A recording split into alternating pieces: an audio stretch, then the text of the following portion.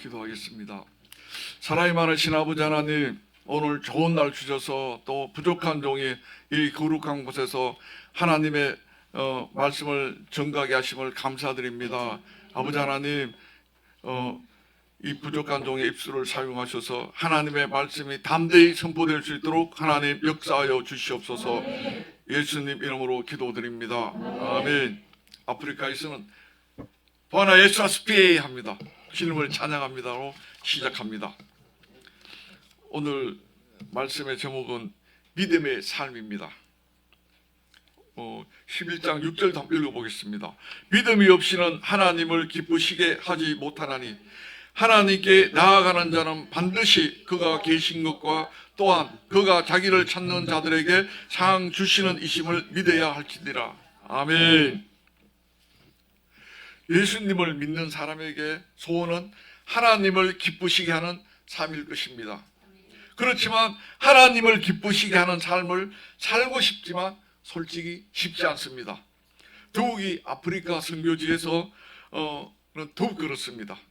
그렇지 않은 선교사님들도 계신다고 들었지만 그들도 대부분 사역 초기에는 소리치고 화를 냈다고 들었습니다.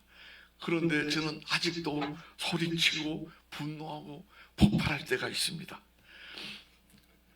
그래서 이제는 어쩔 수 없이 혈압약도 먹고 있습니다.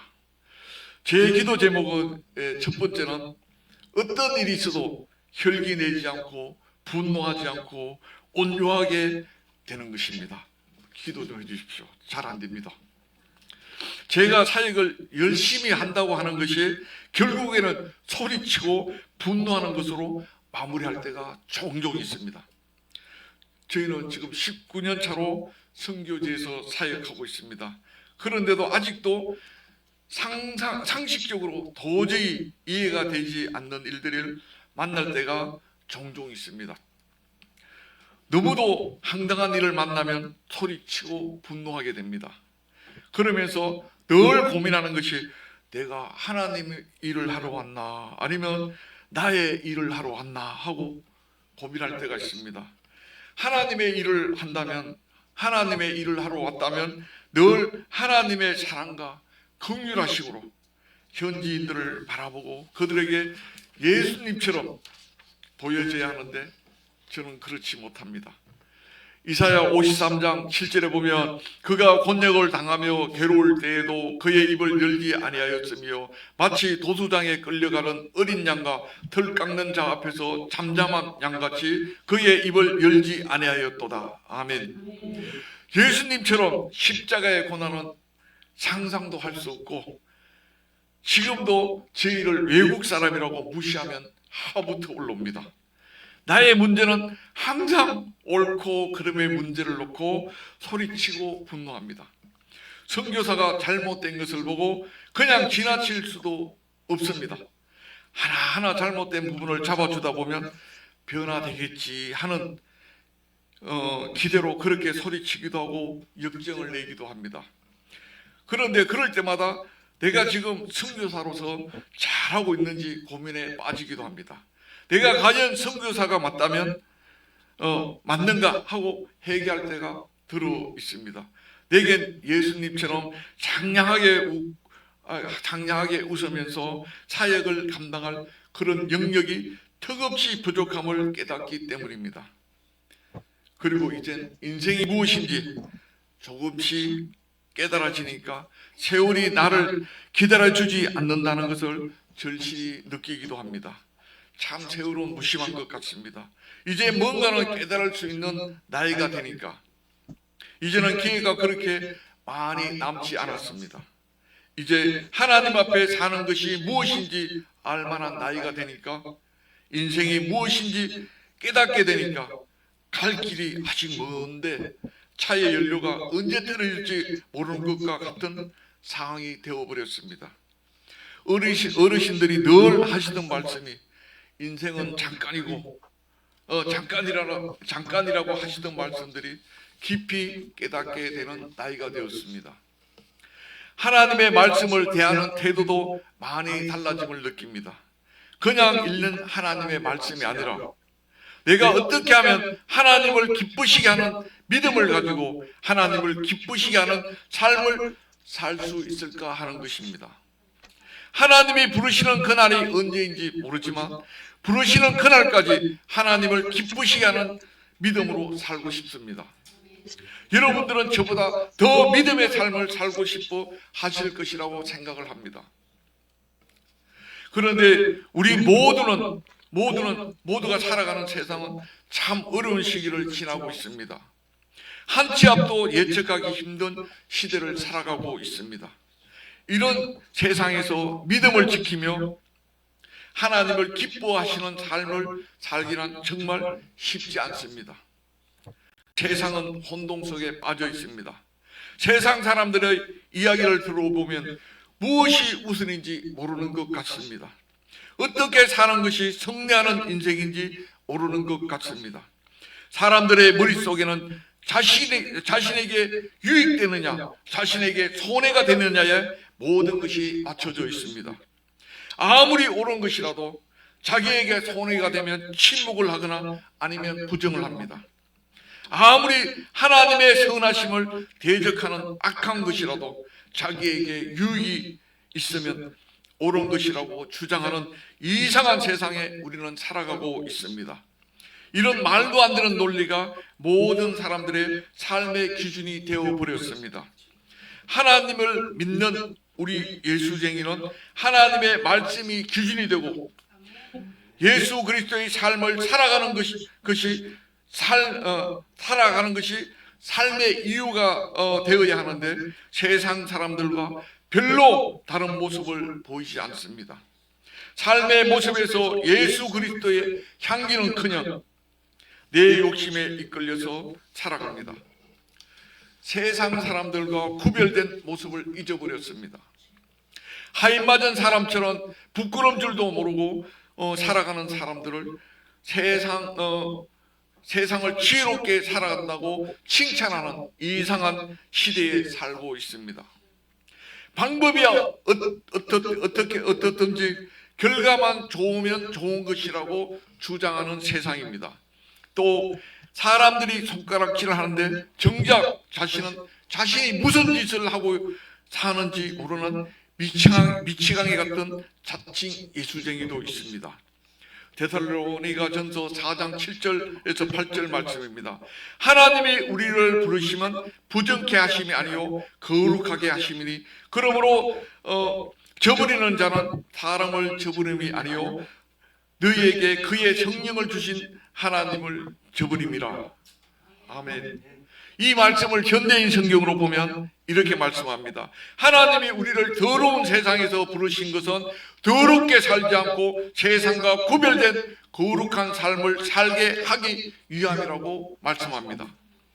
예수님을 구원자로 고백하는 그리스도인의 삶은 세상 사람들과 또 다른 생각으로 세상 사람들과 똑같은 생각으로 살면 안 됩니다. 왜요? 그러면 예수 그리스도의 십자가 사건은 나와는 아무런 관계가 없어지기 때문입니다. 반드시 세상 사람들처럼 더러운 정욕에 빠져 살면 안 됩니다. 그들을 본으로 삼는 삶을 살아도 안 됩니다. 세상 사람들에게는 빛과 소금의 역할을 하는 세상 사람들이 본받고 싶은 삶을 반드시 살아내야 합니다. 세상과 구별된 삶, 거룩한 삶을 반드시 살아내야 합니다. 힘들어도 세상과 싸워 이겨야 합니다. 이것이 하나님을 기쁘시게 하는 믿음의 삶입니다. 예수님이 나의 구원자임이 확실하다면 고린도후서 5장 15절 말씀이 내 삶의 모습이 되어야 합니다. 그가 모든 사람을 대신하여 죽으시면 살아있는 자들로 하여금 다시는 그들 자신을 위하여 살지 않고 오직 그들을 대신하여 죽었다가 다시 살아나신 이를 위하여 살게 하려 함이라. 아멘. 예수님은 이렇습니다. 예수 믿기 전에 더러운 욕심과 부끄러운 짓거리에서 벗어나야 한다고 합니다. 그런데 우리는 더러운 욕심과 부끄러운 짓을 하는 그 자리에서 벗어나지 않고 세상 사람들처럼 살아가면 하나님의 구원은 없습니다. 사랑하는 여러분, 우리가 예수를 믿는 이유가 무엇입니까? 돈을 많이 벌기 위해서, 건강하기 위해서, 내 눈에 보이는 모든 것을 내 뜻대로 되게 하기 위해서 예수를 믿습니까? 아닙니다. 우리 모두가 너무도 잘 아시는 말씀이지만 다시 한번 들어보십시오. 하나님이 하나님의 형상대로 우리를 의롭고 선하게 창조하셨습니다. 하나님은 우리에게 세상을 다스릴 권세를 주셨습니다. 그런데 우리의 조상 아담이 사탄의 유혹에 넘어짐으로써 모든 인류가 마귀 권세 아래 놓이게 되었습니다. 아담과 하와의 타락은 모든 인류가 죄를 짓고 피 흘리는데 빠르게 하였습니다. 그 결과 하나님의 선을 따르지 않게 되었습니다. 하나님의 선을 따르지 않는 것은 바로 악입니다. 선의 부재가 악이고 죄입니다. 죄는 늘 우리 문 앞에 엎드려 있습니다. 내가 선을 따르지 않는 순간 죄는 나를 넘어뜨리고 삼켜버립니다. 사랑하는 여러분, 우리가 살아오면서 얼마나 많은 죄를 알면서도 지었습니까? 수도 없이 죄를 지었습니다. 하루에도 수없이 죄를 짓고 살아가고 있습니다. 여러분, 죄의 정의는 하나님의 말씀을 의도적으로 거역하는 것입니다. 로마서 1장 21절에 하나님은 이렇게 말씀하십니다. 하나님을 알되 하나님을 영화롭게도 아니하며 감사하지도 아니하며 오히려 생각이 허망해지며 미련한 마음이 어두워졌나니. 아멘.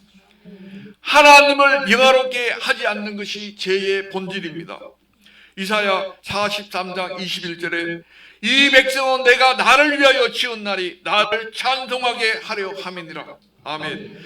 우리가 이 땅에 존재하는 이유가 하나님을 찬송하기 위해서입니다. 그런데 어리석고 미련하게 하나님께 감사하지도 않는다고 말씀합니다. 하나님을 찬양하지 않는 이유는 자신의 영광을 위해서 살기 때문입니다. 자신의 영광을 위해서 사는 교만한 마음은 바로 죄에서 비롯되었습니다. 마귀가 바로 하나님과 같아지고 자신을 찬양하는 삶을 살려는 교만한 마음 때문에 하나님으로부터 번임을 받았습니다. 선의 부재는 죄의 길을 가는 것입니다. 하나님을 대적하는 마귀와 똑같은 길을 가는 것입니다. 그리고 죄의 싹은 사망입니다. 거룩하신 하나님은 하나님의 선을 잃어버리고 불의한 마귀와 같은 길을 가는 사람들과 절대로 함께 하실 수가 없습니다. 사람은 하나님의 형상으로 시험을 받았을 때로 반드시 회복되어야 합니다. 하나님의 형상으로 창조된 모습으로 회복될 때 하나님과 교제할 수 있습니다. 이미 우리는 죄의 늪에 빠져 살아왔습니다. 우리 스스로의 힘으로는 우리의 죄를 깨끗이 할 수 있는 능력이 없습니다. 그래서 하나님의 독생자 예수님이 이 땅에 오셔서 우리의 죄를 모두 짊어지시고 죽으셨습니다. 그리고 부활하셨습니다. 이 사건은 엄청난 사건입니다. 그런데 우리는 너무도 쉽게 구원을 받아서 별 감동을 느끼지 못하는 것처럼 세상 사람들과 구별됨이 없이 그냥 살아갑니다. 이런 삶은 두렵고 떨림으로 우리의 구원을 이루어가는 하나님의 자녀의 삶의 모습이 아닙니다. 세상 사람들과 구별된 거룩한 삶이 아닙니다. 우리가 하나님의 독생자 십자가 사건이 큰 감동이 없는 것은 하나님을 아는 지식이 부족해서 그렇습니다. 아니면 하나님과의 관계가 소홀해졌기 때문입니다. 우리가 늘 말씀을 통해서 그리고 주일 예배를 통해서 그리고 기도를 통해서 반드시 회복해야 합니다. 예수 그리스도의 십자가의 대속의 은혜를 예배를 통해서 반드시 회복해야 합니다.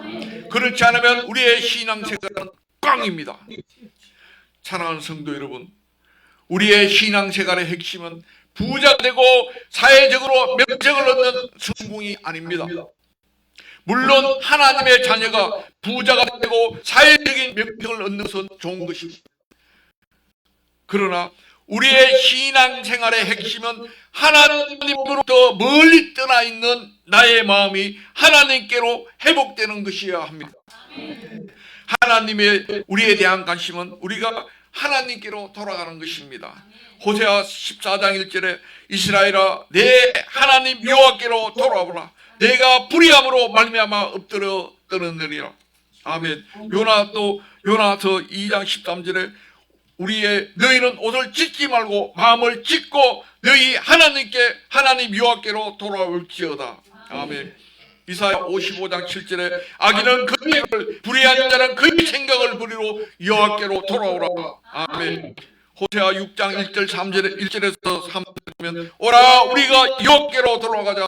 여호와께서 우리를 찢으셨으나 우리를 다시 낫게 하실 것이며 우리에게 상처를 입으셨으니 우리를 싸매 주실 것이다. 여호와께서 이틀 후에 우리를 살리시며 셋째 우리를 일으키실 것이므로 우리가 그 앞에 살게 될 것이다. 그러므로 여호와를 알자. 힘써 여호와를 알자. 아멘. 하나님께 돌아갈 때 하나님은 우리 각자에게 가장 선하신 복을 주시는 것입니다. 내가 세운 계획을 이루기 위해서 열심히 신앙생활하는 것이 아니라 하나님께 붙잡히기 위해서 열심히 신앙생활할 때 하나님은 우리가 알 수도 이해할 수도 없었던 참 행복의 기쁨과 복을 주시는 것입니다. 하나님은 우리가 부자 되기 위해서 예수 이름으로 수단과 방법을 가리지 않고 부를 축적하기를 원하시지 않습니다. 하나님은 우리가 예배를 빠져가면서 기도를 빠져가면서 사회적인 지위와 명예를 얻는데 또 부유하게 되는 데는 전혀 관심이 없으십니다. 하나님의 백성인 우리가 하나님께 돌아오기만 하나님은 기다리고 계십니다. 호세아서 4장 6절에 내 백성이 지식이 없으므로 망하도다. 내가 지식을 버렸으니 네가 지식을 버렸으니 나도 너를 버려 내 제사장이 되지 못하게 할 것이요 네가 네 하나님의 율법을 잊었으니 나도 네 자녀들을 잊어버리리라. 아멘. 사랑하는 여러분, 우리의 삶의 주인이 누구라고 생각하십니까? 본인 자신이라고 생각하십니까? 아닙니다. 내가 내 삶의 주인이 아닙니다. 내 삶의 주인은 나를 창조하신 하나님이십니다. 여러분 속지 마십시오. 사탄을 숭배하는 그들의 사탄경에 보면 1장 1절에 이렇게 나온다고 합니다. 내 인생은 너의 것이다. 내 인생의 주인은 너 자신이다 라고 한다고 합니다. 하나님의 말씀 어디에도 내 인생은 나의 것이라고 말씀하시지 않았습니다. 하나님이 우리 인생을 창조하신 목적이 있다고 하나님은 말씀드렸습니다. 하나님은 말씀하셨습니다. 다시 읽어보겠습니다. 이사야서 43장 21절에 이 백성은 내가 나를 위하여 지었나니 나를 찬송하게 하려 함이라. 아멘. 하나님이 여러분과 저를 만드신 이유는 간단합니다. 하나님이 찬송받기 위해서 지으셨다고 합니다. 하나님은 내 생각을 필요로 하지 않습니다. 하나님은 하나님의 말씀대로 우리가 살기를 원하십니다. 하나님의 분명한 목적을 가지고 하나님의 분명한 목적을 가지고 저와 여러분을 창조하셨는데 여러분과 제가 내 마음대로 내 생각대로 산다면 하나님을 대적하는 것입니다. 하나님의 뜻을 이루는 하나님을 찬송하는 삶이 아니라 내 뜻을 이루는 나를 찬송하는 삶이 됩니다. 아무리 신앙생활을 열심히 해도 내가 누구를 위한 삶을 살고 있느냐가 중요합니다. 저와 여러분이 만약 자신을 위해서 예배를 드리는 신앙생활을 하고 있다면 예수 그리스도의 십자가의 은혜는 여러분과 저와는 아무런 관계가 없습니다. 하나님은 부자의 많은 헌금보다 가난한 가부의 2랩돈을 더 귀하게 여기셨습니다. 좋은 집에 사는 것에도 하나님은 관심이 없으십니다. 하나님이신 예수님은 이 땅에 오셔서 물이 둘 곳도 없으셨다고 말씀하셨습니다. 하나님은 우리가 부자가 되고 가난하게 되고에 아무런 관심이 없습니다. 오로지 우리의 마음 중심이 어디에 있느냐에 있습니다. 하나님은 우리 마음 중심을 모두 하나님께 드리기를 원하십니다. 적당히 마음을 드리는 것이 아니라 100% 전적으로 드림을 하나님은 원하십니다.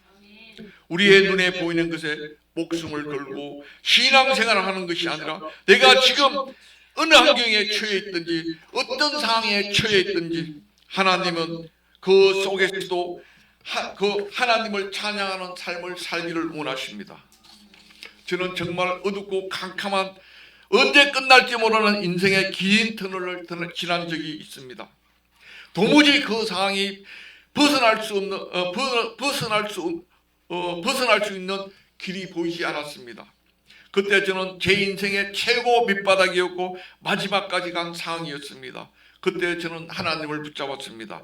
다른 방법이 없었습니다. 그렇지만 긴 터널이 끝이 보일 기미가 보이지 않았습니다.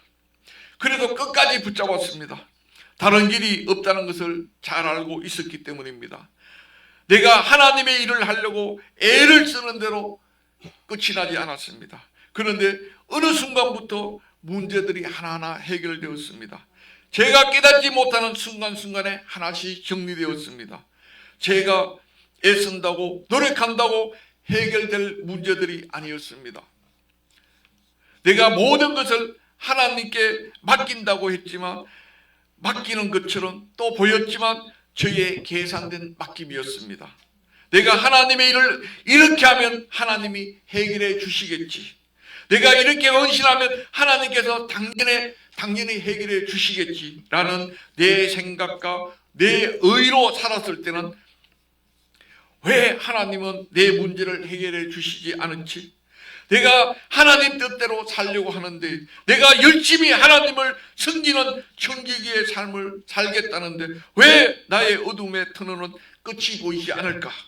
그런데 제가 조금씩 포기되는 삶을 살고 내 자신을 위한 의지가 빠질 때, 내 고집들이 없어지고 조금씩 하나님의 말씀에 순종해 갈 때에 문제들이 하나씩 정리되고 결국엔 모든 상황이 해결되게 하셨습니다. 그리고 미련 없이 모든 것을 버리게 하셨습니다. 저는 지금 정말 행복합니다. 그렇다고 완전한 하나님의 마음에 합한 사람은 아니지만 이 모든 것이 하나님의 은혜일 뿐입니다.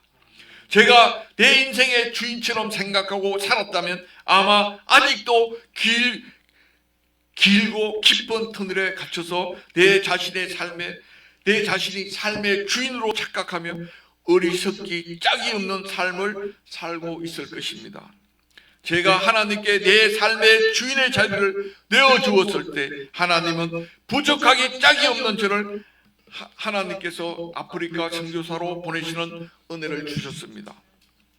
사랑하는 여러분, 믿음의 삶이란 어떤 상황 속에서도 하나님을 찬양하는 삶입니다.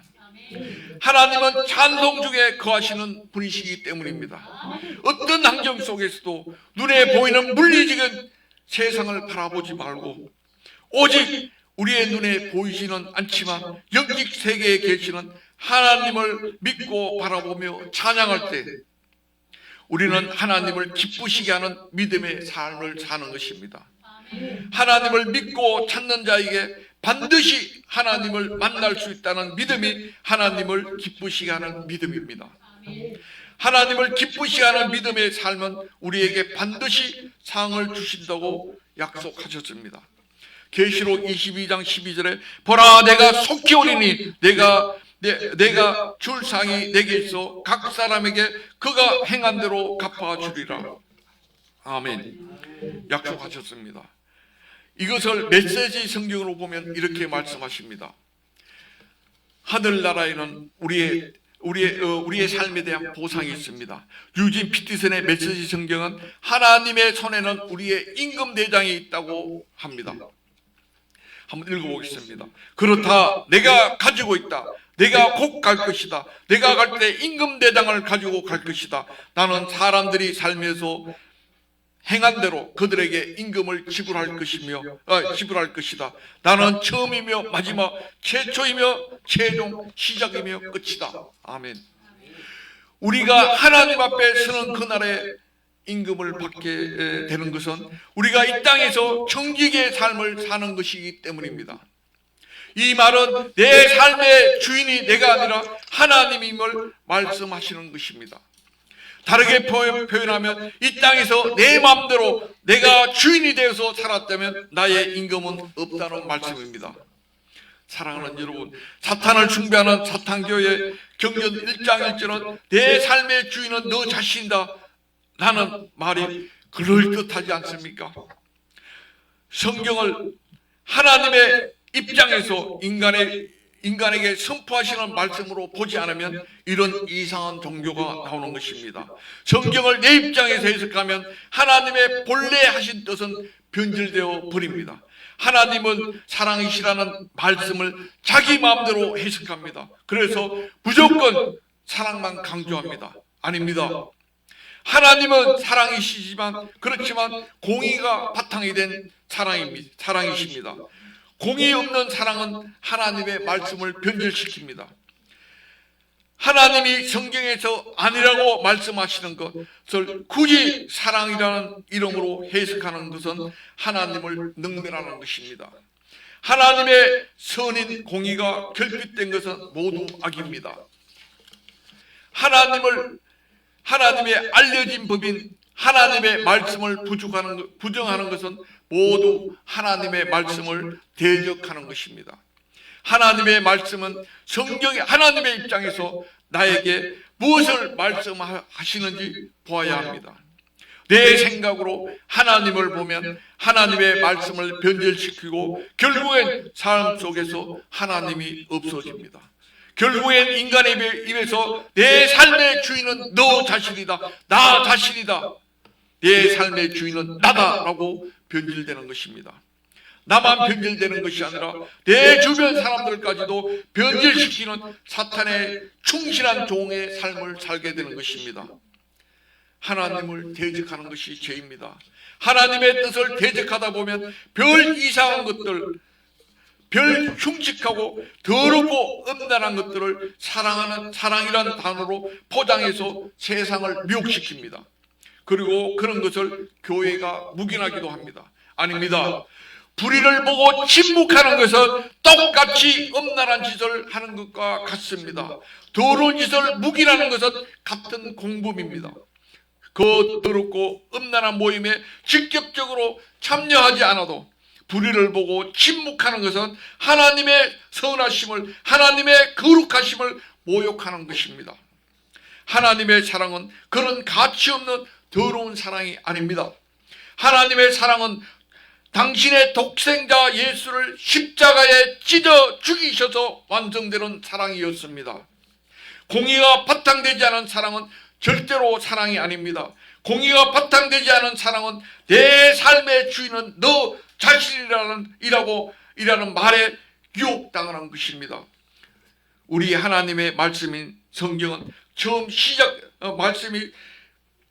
성경이 처음 시작되는 창세기 1장 1절이 무엇입니까? 하나님이 천지를 창조하셨느니라입니다. 이 세상 모든 것의 주권은 하나님께 속해 있음을 하나님은 선포하십니다. 그런데 우리의 삶의 모습은 어느 것을 따르고 있습니까? 네 삶의 주인은 너 자신이라는 말을 따르는 삶을 살고 있지 않습니까? 무엇이든지 내 마음대로 하지 않습니까? 나에게 손해가 있다고 해도 극히 미비할 때 하나님의 자녀처럼 내 삶의 주권이 하나님께 있는 것처럼 고백하지 않습니까? 아닙니다. 나에게 손익유불을 떠나서 우리에게 대한 주권은 이익과 손해를 떠나서 늘 하나님께 있어야 합니다. 하나님께 모든 것을 내려놓는 예배자의 삶을 사셔야 합니다. 하나님께 내 모든 것을 내려놓는 예배자의 삶을 살 때 하나님을 기쁘시 하는 믿음의 삶을 사는 것입니다. 여러분, 우리의 눈에 보이는 어떤 환경 속에서도 찬송 중에 거하시는 하나님을 찬양하는 삶을 사시기를 축복합니다. 세상 사람들이 보기에 도저히 하나님을 찬양할 수 없는 환경 속에서도 하나님을 찬양하는 믿음으로 하나님을 기쁘시게 하는 믿음의 삶을 사시기를 축복합니다. 기도하겠습니다. 사랑이 많으신 아버지 하나님, 우리는